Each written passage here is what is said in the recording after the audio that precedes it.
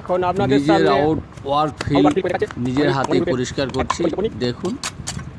তারপরে করতে গিয়ে আমার কোদাল গেল খুলে, তাই আমি চেষ্টা করলাম রিপেয়ার করে আবার কোদালকে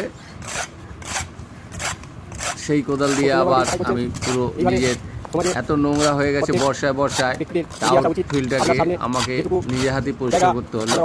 পরিষ্কার করে নিয়ে এখন আমি এতে খুব ভালোভাবে যাতে নিজের মর্নিং ওয়ার্কের যে সমস্ত ভিডিওগুলো আমি বানাই তা বানাতে সুবিধা হয়, সেই জন্য নিজের হাতে নিজেকে পরিষ্কার করতে হলো।